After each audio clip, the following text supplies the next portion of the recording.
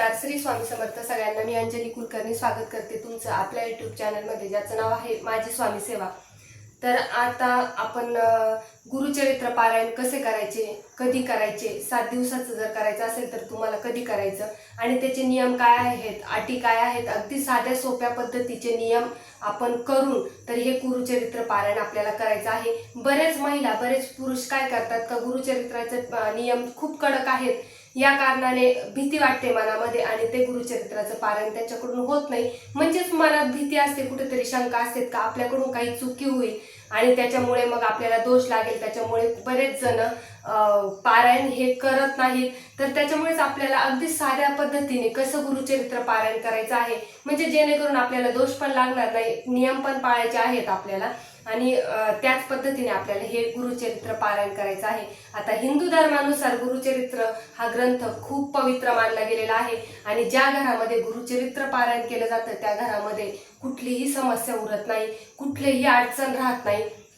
आणि वर्षभरात जर आपण गुरुचरित्र पारायण आपल्या घरामध्ये 7 केले तर कुठलेच नाही, म्हणजे बाहेरची बाधा आहे, वाईट शक्ती आहे, घरात आर्थिक अडचण आहे, मुलांचं काही काम अडलेलं असतात, म्हणजे बघा मुलांचे शिक्षण होतात किंवा मुलांच्या उच्च शिक्षणासाठी काही अडचणी येतात आणि त्यांच्या नोकरीसाठी काही अडचणी येतात, घरामध्ये कोणाचं लग्न जमत नाही, या सगळ्या काही अडी अडचणी आपल्या आयुष्यामध्ये असतात तर त्या निवारण होतात जर तुम्ही वर्षभरात 7 गुरुचरित्र पारायण केलं तर. आणि कुठलीही वाईट शक्ती आपल्या घरामध्ये प्रवेश करत नाही. असं हे गुरुचरित्र पारायणाचं महिमा आहे. गुरुचरित्र पारायण खूप म्हणजे आपण म्हणतो ना, गुरुचरित्र पारायणाचं खूप अनन्यसाधारण महत्त्व आहे. त्याच्यामुळे आपल्याला आयुष्यामध्ये एकदा तरी गुरुचरित्र पारायण करायचं आहे. जर जन्माला येतोय आपण तर तुम्ही एकदा तरी गुरुचरित्र पारायण करा. म्हणतात एकदा जरी गुरुचरित्र पारायण केलं तरी आपल्या आयुष्यामध्ये खरंच खूप चांगले दिवस येतात. म्हणूनच आपल्याला गुरुचरित्र पारायण करायचं आहे. आता येत्या 29 तारखेला गुरुपौर्णिमा आहे आणि त्या निमित्ताने आपल्याला गुरुचरित्र पारायण करायचं आहे. तर ते कधीपासून सुरुवात करायची हे मी तुम्हाला सांगणार आहे. उद्यापन कसं करायचं हे मी सांगणार आहे. पूजा मांडणी वगैरे अगदी साध्या सोप्या पद्धतीने आहे. पण पूजा मांडणीचा व्हिडिओ नंतर येईल, कारण की व्हिडिओ खूप होईल आणि मग बघण्यात येत नाही आणि तुमच्या शंका कुशंका खूप काही सारे प्रश्न येतात. त्याच्यामुळे मी तुम्हाला फक्त कसं करायचं आणि जी पूजा मांडणी आहे तर ती मी ओरली सांगणार आहे तुम्हाला. अगदी साध्या सोप्या पद्धतीने आहे आणि साध्या सोप्या पद्धतीने आपल्याला हे गुरुचरित्र पारायण करायचं आहे. तर चला कसं करायचं, काय करायचं हे मी तुम्हाला सांगणार आहे. आता सर्वात प्रथम गुरुचरित्र पारायण जर तुम्हाला आता येत्या गुरुपौर्णिमेपर्यंत 7 दिवसाचं करायचं आहे तर तुम्हाला 23 तारखेपासून सुरुवात करायची आहे.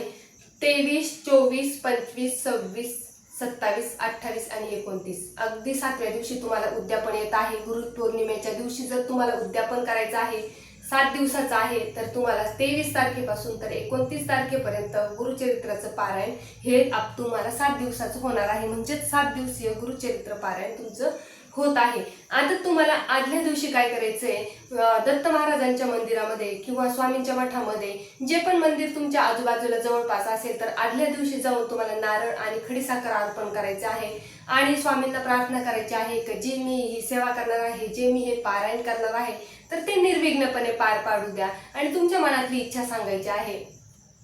आणि नसेलच तुमच्या आजूबाजूला मंदिर, दत्त महाराजांचं मंदिर नसेल, स्वामी महाराजांचं मंदिर नसेल तर तुम्ही अगदी घरी सुद्धा हे आदल्या दिवशी करू शकता किंवा ज्या दिवशी तुम्ही पारायणाला सुरुवात करणार आहे त्या दिवशी नारळ खडीसाखर अर्पण करून तुम्हाला पारायणाला सुरुवात करायची आहे. आता नारळ खडीसाखर ठेवून मंदिरातून तुम्ही आल्यानंतर दुसऱ्या दिवशी तुम्हाला हे गुरुचरित्र पारायणाला सुरुवात करायची आहे. आता गुरुचरित्र पारायण सुरू करायचं जर आहे तर तुम्हाला पहाटेच ते वाचन करायचं आहे. तुम्हाला दिवसभर वाचन करायचं नाही, कारण की गुरुचरित्राचं पारायण 3 ते 5 ब्रह्ममुहूर्तावर करायचं आहे आपल्याला आणि 7 दिवस काहीच हरकत नाहीये. खूप तुम्हाला 40 दिवसाचं आणि 21 दिवसाचं करायचं नाहीये तर तुम्हाला फक्त 7 दिवसाचं करायचं आणि 7 दिवस आपण लवकर उठूच शकतो. 3 ते 5 या दरम्यान करा. पहिल्या दिवशी तुम्हाला थोडाफार वेळ लागेल, दुसऱ्या दिवसापासून इतका काही वेळ लागणार नाही. त्याच्यामुळे तुम्हाला हे सुरुवात आणि पठण वाचन हे तुम्हाला ब्रह्ममुहूर्तावर सकाळीच करायचं आहे. आता आदल्या दिवशीची सेवा झालेली राहणार आहे तुम्हाला आणि पारायणाच्या दिवशी तुम्हाला सकाळी लवकर उठायचंय. स्नान करायचं आहे. जे काही तुमचे नित्यकर्म नित्य सेवा ज्या पण काही असेल तर त्या तुम्हाला करून घ्यायच्या आहे. देवासमोर बसायचं आहे आणि तुम्हाला आता जिथे तुम्ही पूजा मांडणार आहे तर तिथेच बसायचं आहे. आता पूजा मांडणी तुम्हाला सांगणार आहे. एक ज्या ठिकाणी तुम्हाला पूजा मांडायची आहे त्याच ठिकाणी स्वच्छता पाहिजे, स्वच्छता करून घ्यायची. आणि ज्या ठिकाणी स्वच्छता असते त्याच ठिकाणी परमेश्वर वास करत असतो. आणि ज्या ठिकाणी स्वच्छता असते त्याच घरामध्ये लक्ष्मी अखंड वास करत असते, हे सगळ्यांनाच माहिती आहे. त्याच्यामुळे सुरुवात ही तुम्हाला क्लिनिंग पासून म्हणजे तिथे फरशी वगैरे क्लीन करून घ्यायची आहे. ज्यावेळेस तुम्हाला पूजा मांडायची आहे त्यावेळेस छान चौरंग किंवा पाट घ्या, त्याच्यावर वस्त्र टाका. तुमच्याकडे जे पण काही वस्त्र असेल ते टाका. फक्त काळं वस्त्र सोडून तुम्ही हे वस्त्र टाकू शकता. लाल असलं तरी चालेल, पिवळं असलं तर अतिउत्तम. दत्त महाराजांचा फोटो ठेवायचा आहे. नसेल दत्त महाराजांचा फोटो तर स्वामी महाराजांचा फोटो ठेवायचा आहे. आणि ज्यावेळेस तुम्ही पारायण करता तर तुम्हाला दत्त महाराजांचा फोटो स्वामी महाराजांचा फोटो हा गरजेचा आहे. आणि छोटा घेतला तुम्ही, कायमस्वरूपी लागणारच असतो आपल्याला, तर तुम्ही एक छोटासा घेऊन टाकायचा आहे. तर फोटो ठेवायचा आहे. आणि ज्यावेळेस तुम्ही 7 दिवसाचं गुरुचरित्र पारायण करता तर अर्थात अखंड दिवा तुम्हाला लावायचा आहे, म्हणजे 7 दिवसाचा. आणि दिवा थोडा शांत झाला तरी घाबरून जायचं नाहीये. कधी कधी हवाच असते, काय असतं, त्याच्यामुळे मनात काही भीती ठेवायची नाहीये. तर तुम्हाला 7 दिवस हा दिवा लावायचा आहे. फोटो वगैरे ठेवायचे. लोटी फुलपात्रामध्ये तुम्हाला पाणी ठेवायचे. ते 7 दिवस पाणी रोज सकाळी चेंज करायचं आहे. खडी साखर ठेवायचे. ज्यावेळेस तुम्ही पठण करताय, वाचन करताय तर त्यावेळेस खडी साखर ठेवायचे. दिवा लावायचा आहे. दिवा प्रज्वलित करून घ्यायचा आहे. धूप दीप लावायचा आहे. आणि कळस मांडायचा आहे. आणि कळस नाही मांडला तरी हरकत नाही. देवाला फक्त आपली जी सेवा आहे तर ती प्रामाणिक पाहिजे आणि मनात भाव शुद्ध पाहिजे, अतूट विश्वास पाहिजे. त्यावेळेस सेवा तुम्ही साधी भोळी केली तरी चालणार आहे. असं काही नाही का कळसच मांडायला पाहिजे, हेच पाहिजे तेच पाहिजे. आता पूजा वगैरे तुम्हाला सर्व मांडणी करून घ्यायची. छान फोटोला हार अर्पण करायचा आहे. हार नसेल तर फूल अर्पण करा. आणि आपल्याला सगळी पूजा वगैरे करून घ्यायची आणि त्याच्यासमोर बसायचे. सगळं काही आवरून झाल्यानंतर मग छोटीशी रांगोळी काढा. अगदी छोटी काढली तरी चालेल चौरंगाभोवती. आणि तुम्हाला काय करायचं आहे तर मग आसनावरती बसायचे. एक ताम्हण घ्यायचं आहे. सर्वात प्रथम तुम्हाला ही सेवा संकल्पयुक्त करायची. ज्यावेळेस आपण पारायण करतो तर त्यावेळेस संकल्पयुक्त करायचं असतं. आणि गुरुचरित्राचं पारायण करताय तर संकल्पयुक्तच हे पारायण तुम्हाला करायचं आहे. संकल्प कसा करायचा बऱ्याच व्हिडिओमध्ये मी तुम्हाला सांगितले. अगदी साध्या आणि सोप्या पद्धतीने आपण संकल्प करत असतो. ताम्हण घ्यायचं आहे. हातामध्ये उजव्या हातामध्ये शुद्ध पाणी घ्यायचं आहे. त्याच्यात हळद कुंकू अक्षदा आणि पुष्प घेऊन तुम्हाला स्वतःचं नाव, स्वतःचं गोत्र आणि मनातील इच्छा सांगायची आहे. आता गोत्र माहिती नसेल तर काश्यप या गोत्राचा उच्चार करायचा आहे. आणि मनातील इच्छा सांगून ते पाणी जे आहे तर ते ताम्हणात सोडून द्यायचं आहे. परत 2दा स्वच्छ पाणी घ्यायचं आहे आणि ताम्हणात सोडून द्यायचं आहे. आणि मग नंतर प्रार्थना करायची, हात जोडून प्रार्थना करायची की हे स्वामी माऊली, हे दत्त महाराज, की जी पण माझ्या मनात इच्छा आहे तर त्या इच्छेसाठीच मी हे पारायण करतो आहे, संकल्पयुक्त सेवा करत आहे. याच्यात कुठलीही अडचण येऊ देऊ नका, कुठलेही विघ्न येऊ देऊ नका. ही सेवा माझी पूर्ण करून घ्या. आणि मी ह्या इच्छेसाठी हे पारायण करते, तर माझी ही इच्छा लवकरात लवकर पूर्ण होऊ द्या. संकल्प वगैरे करून झाल्यानंतर तुम्हाला आता डिरेक्टली पारायणाला सुरुवात करायची का तर नाही, अजिबात नाही. तर तुम्हाला बघा, जर आपण महिला पारायण करतोय तर हे तुम्हाला दिंडोरी प्रणित या केंद्रातून हे घ्यायचं आहे. तर स्त्रिया हे वाचू शकता आणि पुरुष सुद्धा वाचू शकता. पण जे मूळ प्रत जी आहे तर ती पुरुषांनी वाचायची आहे. आणि स्त्रियांनी जर वाचायचं आहे तर हा ग्रंथ तुम्हाला पूर्ण म्हणजे याचं पारायण तुम्हाला करायचं आहे. तर आता हे मी तयारी करून ठेवली आहे. मला पण गुरुचरित्राचं पारायण करायचं आहे. त्याच्यामुळे हा ग्रंथ मी वरती काढून ठेवलेला आहे. आणि तुम्हाला पण माहिती सांगायची होती तर म्हटलं चला ग्रंथ वरती काढलेला असेल तर तुम्हाला पण माहिती सांगायची आहे. तर आता तुम्ही काय करायचं आहे, ज्यावेळेस तुम्ही पारायणाला सुरुवात करायचंय तर डायरेक्ट अध्याय पहिला अध्याय दुसरा असं नाही करायचंय. तर तुम्हाला सर्वात प्रथम श्री स्वामी समर्थ या मंत्राचं एक माळ नामस्मरण करायचं आहे. गायत्री मंत्राचं नामस्मरण करायचंय. ओम भूर्भुवः स्वः तत्सवितुर्वरेण्यं भर्गो देवस्य धीमहि धियो यो न प्रचोदयात्. या मंत्राचं तुम्हाला 1 माळ जप करायचा आहे आणि हे तुम्हाला पहिल्या दिवशी करायचं आहे. आपण जेव्हा श्री स्वामी समर्थ नामस्मरण हे तुम्हाला 7 दिवस करायचे, पण श्री गायत्री मंत्र श्री हे जे तुम्हाला आहे मी आता पुढचं सांगणार आहे तर ते तुम्हाला पहिल्याच दिवशी करायचं आहे. आता गायत्री मंत्राचं 1 माळ नामस्मरण झाल्यानंतर, श्री स्वामी समर्थ 1 माळ नामस्मरण झाल्यानंतर तुम्हाला श्री स्वामी स्तवन याच ग्रंथामध्ये आहे तर ते तुम्हाला पठण करायचं आहे. त्याच्यानंतर तुम्हाला श्री गणपती अथर्व शीर्षक पठण करायचं आहे. हे सगळं पठण झाल्यानंतर तुम्हाला पारायणाला सुरुवात करायची आहे, म्हणजेच अध्याय पहिला, अध्याय दुसरा असं सुरुवात करायची आहे. आता पहिल्या दिवशी किती अध्याय वाचायचे, दुसऱ्या दिवशी किती अध्याय वाचायचे, असे 7 दिवस किती अध्याय तुम्हाला वाचायचे हे पण मी सांगते. पण आता तुम्ही जर हा ग्रंथ घेतलाच आहे तर त्या ग्रंथामध्ये सगळं काही दिलेलं आहे. पहिल्या दिवशी किती अध्याय वाचायचे, दुसऱ्या दिवशी किती अध्याय वाचायचे, तिसऱ्या दिवशी किती अध्याय वाचायचे, असं सगळं काही सांगितलेलं आहे. पण मी परत तुम्हाला सांगते की पहिल्या दिवशी तुम्हाला किती अध्याय वाचायचे आहे. आता पहिल्या दिवशी जे आहे तर ते तुम्हाला 1 ते 9 अध्याय वाचायचे आहे. दुसऱ्या दिवशी अध्याय 10 ते 21 वाचायचे आहे. तिसऱ्या दिवशी तुम्हाला 22 ते 29 अध्याय वाचायचे आहे. चौथ्या दिवशी तुम्हाला 30 ते 35 अध्याय वाचायचे आहे. 5व्या दिवशी तुम्हाला 36 ते 38 अध्याय, 6व्या दिवशी अध्याय 39 ते 43 आणि 7व्या दिवशी 44 ते 53 अध्याय तुम्हाला वाचायचे आहे. हे तुम्हाला सगळं काही ग्रंथामध्ये आहे, तरी पण मी एकदा सांगून दिलेलं आहे. तर तुम्हाला हे असं याच्याप्रमाणे क्रमशः वाचायचे आहेत. आता झालं वाचन करून. आता तुम्हाला ज्यावेळेस तुम्ही पारायण करताय आणि त्यावेळेस तुम्हाला दोन्ही वेळेस नैवेद्य दाखवायचा आहे. जो पण काही तुम्ही स्वयंपाक कराल घरामध्ये तर तो नैवेद्य तुम्हाला ग्रंथाला दाखवायचा आहे. म्हणजेच आपल्या दत्त महाराजांना, स्वामी महाराजांना एकच नैवेद्य तुम्हाला दाखवायचा आहे. रोज तुम्ही देवाला दाखवता तो तुम्ही दाखवू शकता वेगळा. आणि आता पारायण वगैरे झाल्यानंतर आपल्याला आरती वगैरे करायची आणि तुम्ही म्हणाल ब्रह्ममुहूर्तावर आपण पारायण करतोय आणि मग नैवेद्य, तर तुम्ही नैवेद्य 10:30 वाजता दाखवायचा आहे आणि त्यानंतर तुम्ही 10:30ची आरती सुद्धा करू शकता. आणि सकाळी सुद्धा तुम्हाला आरती करायची बरं का. ज्यावेळेस तुम्ही पठण करून झाले, तुमचे अध्याय सगळे वाचून झालेले, मग त्यावेळेस तुम्हाला आरती वगैरे करायचीच आहे. पण नैवेद्य आपला सकाळी लवकर स्वयंपाक होत नाही, त्याच्यामुळे तुम्ही 10:30 पर्यंत स्वयंपाक करून 10:30ला नैवेद्य आरती करायची आहे. आणि त्या नैवेद्याचं काय करायचं मग, तर तो नैवेद्य तुम्ही गायला देऊ शकता किंवा स्वतः सुद्धा ग्रहण करू शकता. याच्यात काहीही गैर नाहीये. त्याच्यात तुम्ही तो गायला पण देऊ शकता किंवा स्वतः ग्रहण करू शकता.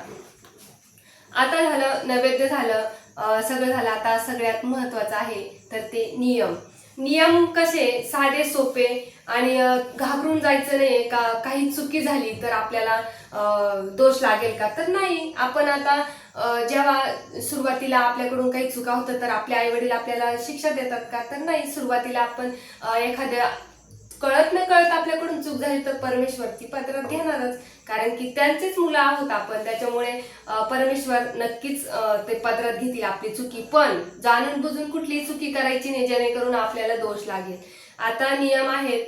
सगळ्यात महत्वाचा नियम जो आहे तर तो ब्रह्मचर्य पाळणं. म्हणजे हा नियम सगळ्यात महत्वाचा आहे. जर ब्रह्मचर्य आपण पाळलं तर सेवेचं फळ आपल्याला मिळणार म्हणजे मिळणारच. आता दुसरा नियम जो आहे तर तो मांसाहार वर्ज्य करायचा आहे. आणि तिसरा नियम जे आहे परान्न वर्ज्य करायचंय. ज्यावेळेस आपण परान्न घेतो तर तोच दोष आपल्याला लागत असतो. त्याच्यामुळे आपण जी पण काही सेवा करत असतो त्या सेवेच्या काळात आपण परान्न हे वर्ज्य केलं पाहिजे. आणि गादीवर झोपायचं नाहीये. हे एवढे नियम जर आपण पाळले ना, गादीवर झोपायचं नाही, कांदा लसूण खायचं नाही, म्हणजे तामसे अन्न खायचं नाहीये. बाकीचं तुम्ही सात्विक सगळा स्वयंपाक खाल्ला तरी चालणार आहे. वरण भात भाजी पोळी चटणी कोशिंबीर हरकत नाही. हेच खा तेच खा असं काही नाहीये. एक धान्य तुम्ही खाऊ शकता, म्हणजे ज्याच्या त्याच्या इच्छेचं. म्हणजे तुम्हाला जर पाळायचंच आहे कडक तर तुम्ही एक धान्य खाऊ शकता. म्हणजे जे जे आज खाल्लं ते 7 दिवस खायचं आहे. पण जर नाही शक्य तर तुम्ही, मी तर म्हणेन रोजचा स्वयंपाक जो सात्विक असतो तर तो आपण खायचा आहे. वरण भात भाजी पोळी चटणी कोशिंबीर जे पण काही स्वयंपाक आपण करतो तर तो आपल्याला खायचा आहे. फक्त तुम्हाला कांदा लसूण वर्ज्य करायचा आहे. त्या काळात तुम्हाला कांदा लसूण खायचा नाही. वांग खाऊ नका. तर एवढंच तुम्हाला करायचं आहे. आणि बाकी तुम्ही म्हणाल का हे खायचं नाही ते खायचं नाही, तर काही नाही आहे, सगळा भाजीपाला तुम्ही खाऊ शकता. आता त्याच्यानंतर मग तुम्हाला खाण्याचे पिण्याचे सगळे काही नियम सांगितलेले आहेत, नैवेद्य कसा दाखवायचा काय हे सगळं तुम्हाला सांगितलेलं आहे. त्याच्यानंतर गादीवर झोपायचं नाही हे पण तर मी तुम्हाला सांगितलेलं आहे.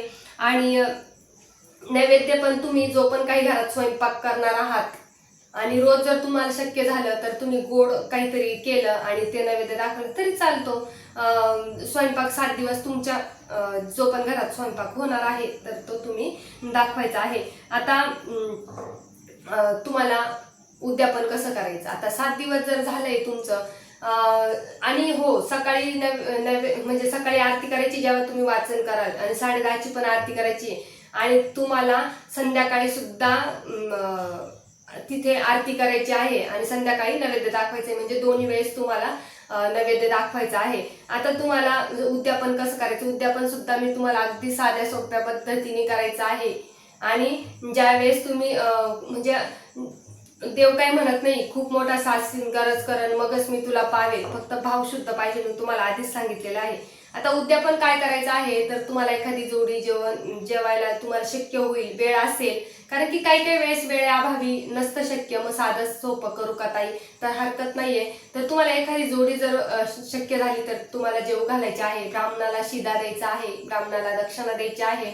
कारण की जेव्हा आपण शिदा देतो त्याच्याबरोबरच दक्षिणा द्यायची असते, तेव्हाच आपल्याला ते जे पण काही देतो तर ते म्हणजे त्याचं फळ आपल्याला मिळत असते. तुम्ही असं काही मी म्हणत नाही तुम्हाला 1000 रुपये द्या, 2000 रुपये द्या. जेव्हा तुम्ही दक्षिणा द्याल शिदा द्याल तर त्यावेळेस तुमच्या इच्छेने तुमच्या परिस्थितीने द्या. 11 द्या, 11 रुपये द्या, 21 रुपये द्या, 31 रुपये द्या, तुमच्या परिस्थितीनुसार तुम्ही द्या.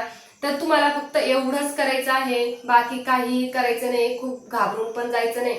पण हो आता जेव्हा तुम्ही पारायण वाचताय, पारायण करताय त्यावेळेस महिलांनी साडी घाला, ऍटलिस्ट काचेच्या बांगड्या घाला, छान कपाळाला कुंकू लावा, टिकली लावा, एवढंच जर पाळलं. आणि जेव्हा तुम्ही पठण करताय त्यावेळेस तुमचं लक्ष कॉन्सन्ट्रेशन तिथे पाहिजे, नाहीतर आहेच खाली लक्ष, बाई आता 6 वाजले, मला असं मला तसं. तुमच्या वेळेनुसारच तुम्ही वेळ ठरवायची आहे आणि काहीतरी ऍडजस्टमेंट करायची, कारण की मन जर विचलित झालं तर मग आपलं त्या सेवेला मन लागत नाही, मग ती सेवा आपण मनापासून करत नाही, त्याच्यामुळे आपल्याला अनुभव येत नाही. त्याच्यामुळे जे पण काही सेवा कराल तर ती मनापासून करा. मोबाईल बाजूला ठेवा, 2 तास जवळच घेऊन नका बसू. मग ते नेट ऑन असलं का मग ते मेसेज पडत असतात स्क्रीनवर, मग आपण बघत असतो सारखं. अजिबात तसं करू नका. सेवा मनापासून करा. अगदी 7 दिवसाचीच आहे आणि 1.5-2 तास हरकत नाहीये दिवसभरातना आपण परमेश्वराला दिल्याने. एवढंच उद्यापन तुम्हाला करायचं आहे. आणि वस्त्रदान करा तुमचं शक्य असेल तर. ज्यावेळेस तुम्ही कोणतीही जोडी जेवायला बोलवत असाल तर त्याला वस्त्रदान करा. शक्य झालं तर ब्राह्मणाला वस्त्रदान करा. ज्यावेळेस तुम्ही ब्राह्मणाला दान देता त्यावेळेसच वस्त्रदान सुद्धा तुम्हाला करायचं आहे. आणि सर्वात महत्वाचं म्हणजे कुठेच काहीच तुमच्याकडून झालं नाही तर यथाशक्ती गरीबाला दान करा. मग तुम्ही काही दान करा, अन्नदान करा, वस्त्रदान करा, कुठलंही काय त्यांच्या गरजेनुसार तुम्ही दान करू शकता. काहीच शक्य झालं नाही तर उद्यापनाच्या दिवशी तर तेवढं केलं तरी सगळं. माझं तर सगळ्यात महत्वाचं म्हणजे गरीबाला दान करणं.